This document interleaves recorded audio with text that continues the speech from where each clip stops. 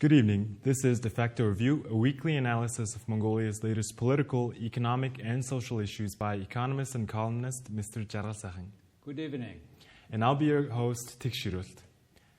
Today's topics are on the start of the new year and the traffic jam problem in Ulaanbaatar city, the 50th anniversary of Japanese-Mongolian relations, and the visit by the U.S. Assistant Secretary of State to Mongolia.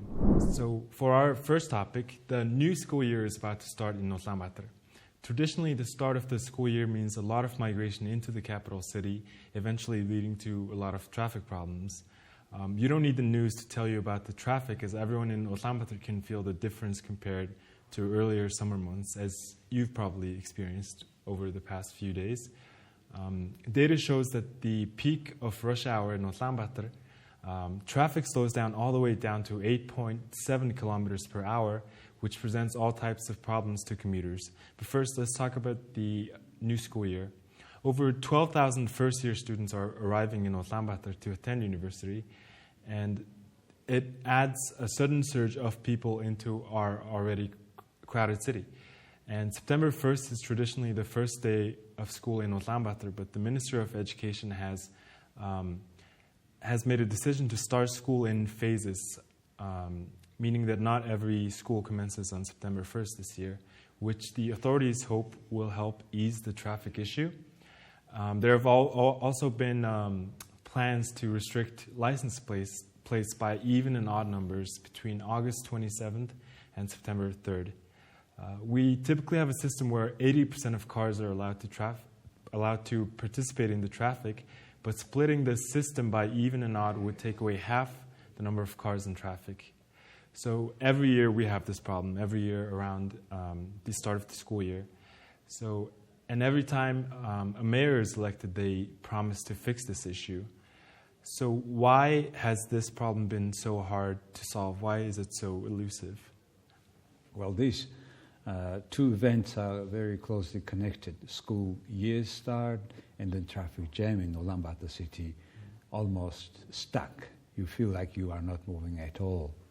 So that's why, this, as you said, from August 27th and 28th, for next week after that, half of the vehicles are not supposed to be on the road. It depends, as you said, on the last digit of your car plate number. But the main reason is even deeper. It is about the quality of schools in all around Ulaanbaatar city is not equal, and people try to bring their kids to the better schools, etc. So from one end, the people go to the other, and mostly to the center. Why? Also, a week before the September 1st, parents came from not only Ulaanbaatar, all around other provinces also, and they come to so well-known the black market called Naran Toll, where they can buy cheaper uniforms, books, and all other stuff. So that's why the traffic is really stopped. As I said, the school's teaching quality issue. All better schools are in Ulaanbaatar center, and including all universities. In fact, 2.3 million people live in Ulaanbaatar city out of 3.4 million population of the country. It's more than almost 60-70%. And there are, this year, 750,000 students study in the secondary schools, for example. And 78,000, almost 10% of them go for the first time to the first grade. For example, to illustrate the inequality of schooling system in Ulaanbaatar city, take Sangin-Khairkhan district, one of the largest out of 8 districts of Ulaanbaatar city, where the largest Gir district are existing. And there are 34 schools for 60,000 students. That means some 150,000, that means 1,500 students per school in this Ulaanbaatar district, Sangin-Khairkhan district of Ulaanbaatar city. 1,500 students per school.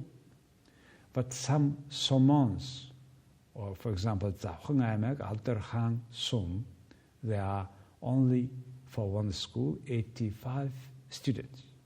So you can see the load of Ulaanbaatar city schools, and there are a big number of teachers the school need in Ulaanbaatar city.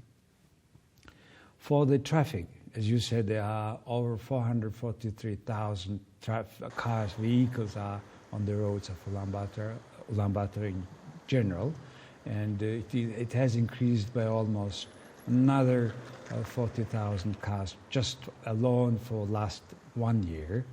And we used to go by the last digit of the car plate number. As you said, 20% decrease, but now when you go uneven and even, they are supposed to we are expecting the traffic load to be 40% less. But still, it's a big issue for many other people because you cannot now ride for a whole week your car, which is itself a big problem. Ulaanbaatar city administration is trying to do many things in this regard. They have, for example, introduced only this year, so far, 75 buses, and out of which 10 double-deckers for the first time in Ulaanbaatar city. And the Ulaanbaatar mayor has also had promised that this year there will be total 500 new buses replacing old, obsolete buses. So this kind of problems are existing for quite some time in Ulaanbaatar city, and it looks like we are not able to solve in near future this congestion problem. Which step do you think should be prioritized when it comes to solving this issue between schooling and the traffic? So you said that First of all, it's a regional development matter where in the regions, in the remote areas from Ulaanbaatar, they to create better conditions for living, for better economics, so that people don't migrate so much in such amounts every year to Ulaanbaatar city first. Secondly, it's a matter of increasing quality of education in public schools. We have private schools where the quality is much better because you can see their graduates go to abroad, including the Ivy League schools, for example, universities, for example. So in Mongolia, they pay so big attention to school children's education. So it's a matter of increasing quality of education equally all around the country and all around in Ulaanbaatar city, so that every child goes to their district school instead of the other district schools. Do you also think that more schools should be built? As you said, there was 1,500 students per school in Seongnam. So along with improving the quality of schools, should we build need to more? Create more schools because we're supposed to not have 3 shifts in the schools from this year. But it turned out the migration is so big that another 12 schools most probably will have 3 shifts, which really impact on the quality of education for school children, in particular for the primary schools. And because primary schools usually have, primary school classes have usually shorter hours, they are put on the 3rd shifts, which makes the small children, very young children, go home in their district at night. That's another social problem. So let's move on to our second topic. This week, there was a lot of celebrations for the 50th anniversary of Japanese-Mongolian relations. Diplomatic relations between Japan and Mongolia were made official in February of 1972, making this year, 2022, the 50th anniversary. We've had many festivals and ceremonies celebrating this milestone between our two countries. But one thing that stood out was the visit by representatives of the Tokushukai Medical Group by an invite by the Prime Minister. The president of the medical group pledged to build a cardiovascular surgery center in Ulaanbaatar, and beyond just building it, they pledged to train the human resources and to supply the hospital with all the equipment that they need. This is very important for Mongolia, as the cardiovascular diseases kill the most amount of people in Mongolia. It accounts for most deaths. So in your experience, over the past 50 years, how have the relations between Mongolia and Japan fared, and what do you hope is done in the future in terms of relations? Well, indeed, this half-century relations of diplomatic relations between two countries is so important landmark for both countries, in particular for Mongolia. Mm-hmm. And that's why this year, 2022, was declared as a year of friendship and exchanges between the Mongolian and Japanese children and youth. So we pay more attention to future development since we dedicate this year to the youth. Very interesting story between two countries, you know. In the 13th century, Mongolia had attacked Japan, though not successful. Japan attacked Mongolia in 1939. It's called the Battle of Halkhingol of 1939. But in Japan, it is known as a Nomonghang incident. So there was no relations after that until 1968, and when the Japan-Mongolia Friendship Association was founded. And as you said, this on February 24, 1972, Mongolian Japanese ambassadors, both in Russia, have signed first diplomatic accords to establish official diplomatic relations between two countries. That happened in Moscow.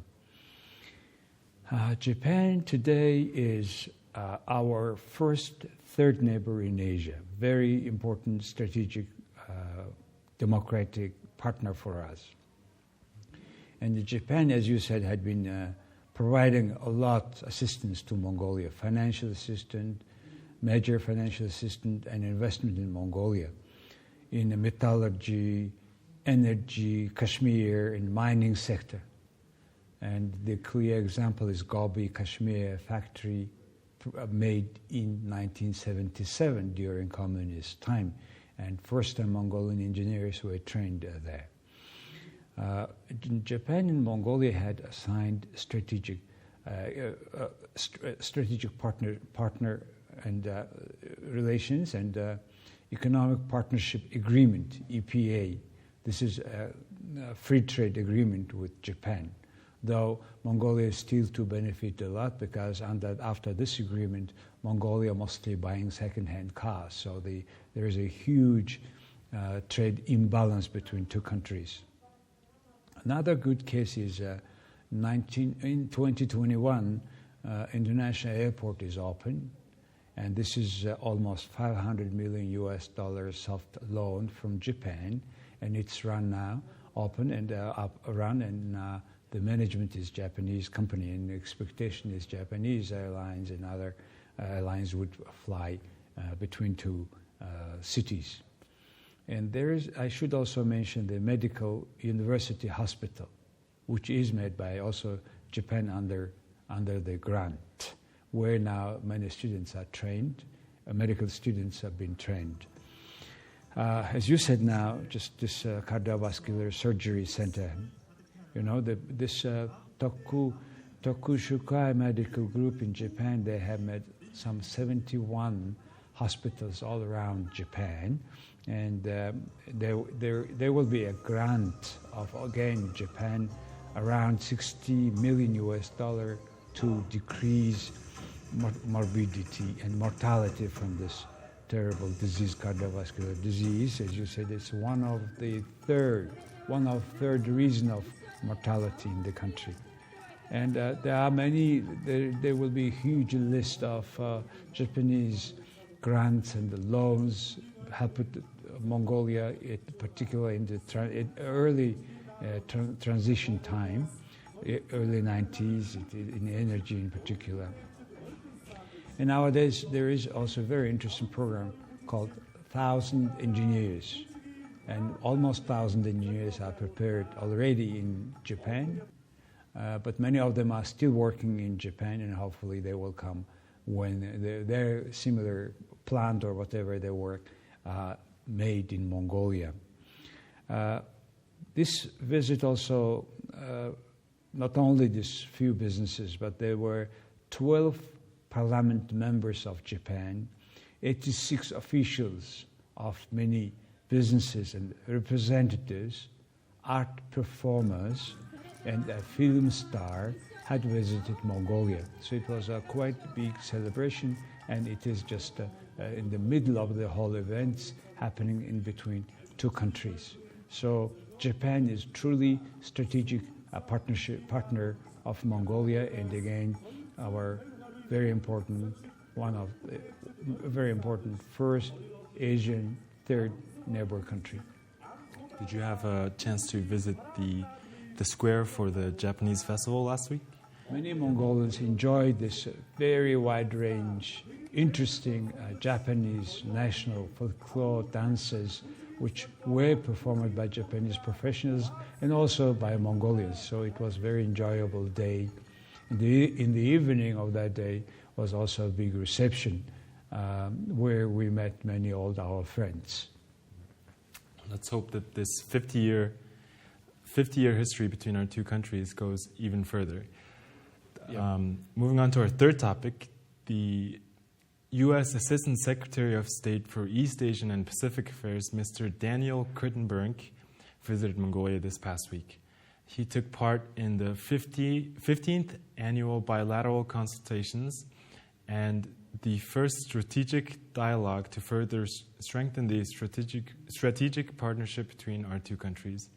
He also took part in breaking ground in a water recycling plant in Ulaanbaatar City with the Millennium Challenge Corporation's acting vice president, Mr. Cameron Alford, and our president, Kurilsukh. So what does this visit by the Assistant Secretary of State mean for the relationships between our two countries? Well, this visit is very important for Mongolia, not only because we have the 15th, as you said, annual bilateral meetings, but also it's the first strategic dialogue between two countries. Two nations have discussed the current state of bilateral relations, regional challenges, and joint achievements across a wide range of issues. I would like to mention some of them. First of all, they made a joint statement. Mr. Kritenbrink and Bayar, our Vice Minister of Foreign Affairs, they made a joint statement which said, I quote, "Both Mongolia and the United States reiterated that international disputes should be resolved by peaceful means and with respect for the United Nations Charter and international law, including the principles of sovereignty and respect for the independence and the territorial integrity of states, and without the threat or use of force. To this end, both nations expressed concerns over the suffering of the Ukrainian people." That is the part of joint statement. There are many issues they have been discussing. For example, like two nations should work together to hasten the global post-pandemic economic recovery, including overcoming supply chain disruptions, and affirmed that the international community should unite in efforts to achieve the UN Sustainable Development Goals. The other thing was, because this year also 35th anniversary of establishment of bilateral diplomatic relations of two countries, both affirmed their strong desire to build on strategic partnership, expand their relationship in all areas of mutual interest, and explore opportunities for increased economic cooperation and investment through existing and new mechanisms such as U.S. International Development Finance Corporation. And this is a really new mechanism, and hopefully it will be really boosting the foreign investment to Mongolia. The other interesting and important thing for Mongolia was they have agreed to sign bilateral open skies agreement, which allows planes of two countries fly non-stop. It's passenger flights between two countries. It's a very substantial statement, and also further expanding economic and people-to-people's ties. The other thing important was two nations agreed to work on, again, further implementing the Mongolia-U.S. Transparency Agreement, because this agreement says that Mongolia will be consulting with businesses, and Mongolian government will, before any law, they put consultations. Before approving any law, the businesses are informed and discussed. Not only American, but all Mongolian businesses are discussed. So it is a matter of language issue, etc. The other important thing was, as you have mentioned, there's a Millennium Challenge Corporation Water Compact project in Mongolia. This is $462 million project, and to be ended by the end of 2026. And that project will increase more than 80% Ulaanbaatar water supply. So it's very critical for Ulaanbaatar city. Another important discussion was about strengthening democracy and good governance, and develop small and medium enterprises, improve clean and efficient energy management. Also this year we're celebrating 30th anniversary of the Peace Corps in Mongolia, and this the further activization of this Peace Corps, this Mongolia after this pandemic, is very important now. Also, both sides discussed and agreed to go further supporting international peacekeeping operations. Another one interesting project was about law enforcement cooperation and U.S. efforts to strengthening the rule of law in Mongolia, and the grant will be $5 million grant in this regard, and also a $5.5 million child protection compact. Interesting, another point is joint arrangements to protect Mongolia's cultural property from illegal traffic into the United States. Another interesting thing was two nations highlighted their shared commitment to democratic principles and individual freedom. Lastly, there will be more the exchange of high-level bilateral visits, and the next the bilateral meetings will be held in Washington, D.C. next year. So you've mentioned the third neighbor policy when you were talking about Japan. You referred to them as our first third neighbor in Asia. But regarding the United States, we've also had diplomatic relations and efforts to become third neighbors with the United States. Do you think that we're getting close to that point? Well, in fact, the United States of America is Mongolian key third neighbor. And all the spirit of these meetings in Ulaanbaatar was under this understanding. And we share very importantly democratic values, human rights, freedom of speech. Those values we share and we learn, and that's why it's very important parts and parcels of our relationship. This has been it for Defacto Review, the weekly analysis of Mongolia's political, economic, and social issues by economist and columnist Mr. Jargalsaikhan. Thank you very much for staying with us. Look at our program on JargalDefacto.com You can rewatch this and other programs we do every week. Thank you.